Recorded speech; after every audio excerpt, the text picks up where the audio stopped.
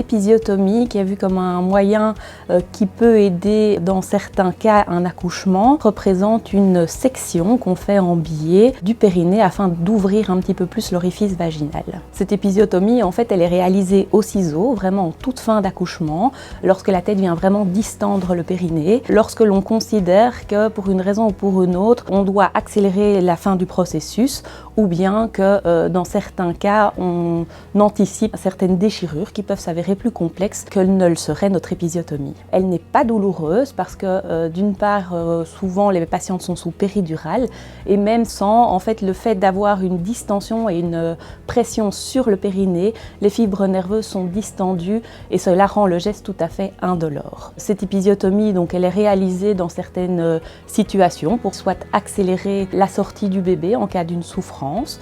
On la réalise aussi quand on est face à des gros bébés ou bien lorsque le bébé se présente par le siège, parce que le fait comme ça d'agrandir un petit peu l'orifice vulvaire peut nous aider dans certaines manœuvres. Elle est aussi plus régulièrement réalisée lorsqu'il y a une instrumentation avec ventouse ou forceps, tout simplement parce que le périnée, étant donné qu'on vient aider avec notre instrumentation à descendre le bébé, le périnée n'a pas le temps de se distendre et donc l'épisiotomie va favoriser le geste et éviter des dégâts au niveau du périnée qui serait plus important. Le taux d'épisiotomie a fort diminué ces dernières années. On considère qu'au CHR, selon les dernières études, il était aux alentours de 7%, donc vraiment en forte diminution, lorsqu'il était dans la majorité des cas pratiqués il y a de ça quelques années. Si on maintient encore certaines indications d'épisiotomie, c'est vraiment dans un but d'aide et d'éviter des choses trop délétères. Il faut savoir qu'un accouchement naturel, même s'il n'y a pas des épisiotomies, il peut y avoir régulièrement des brèches vaginales ou des déchirures qu'on préfère dans certaines situations parce qu'elles suivent dès lors la section naturelle des tissus. Que ce soit déchirure ou épisiotomie, chaque suture sera mise en place afin de restaurer l'anatomie du périnée.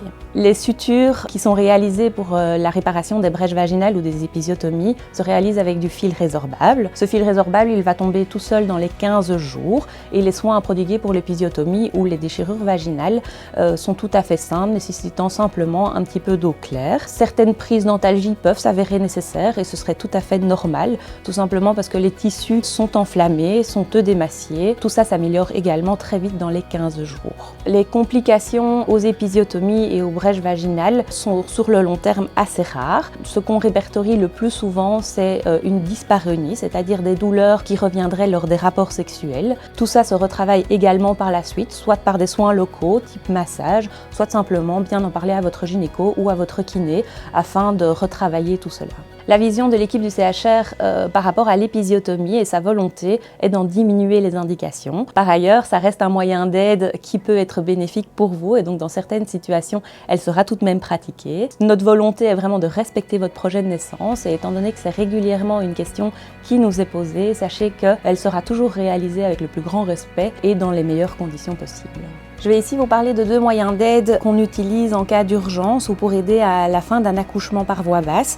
Il s'agit de la ventouse et du forceps. En premier, nous avons ici la ventouse, qui est vraiment une petite cupule ici en plastique que l'on vient placer sur la tête du bébé et ensuite venir appliquer un vide qui va nous permettre un mouvement de succion. Ce mouvement de succion sur la tête de votre bébé va permettre de manière concomitante à votre poussée de venir appliquer une petite traction afin d'aider à la sortie de la tête du bébé, soit en cas de souffrance et donc de nécessité d'un accouchement plus rapide, soit parfois simplement pour venir mieux positionner la tête de votre bébé et l'aider à passer la filière cervicale. Le deuxième moyen d'aide au niveau obstétrical en situation d'urgence, ce sont les forceps. Ces forceps sont donc des cuillères en métal qui ont un effet pince que l'on vient positionner de chaque côté des tempes de votre bébé afin de pouvoir réaliser un mouvement d'extraction rapide en fin d'accouchement.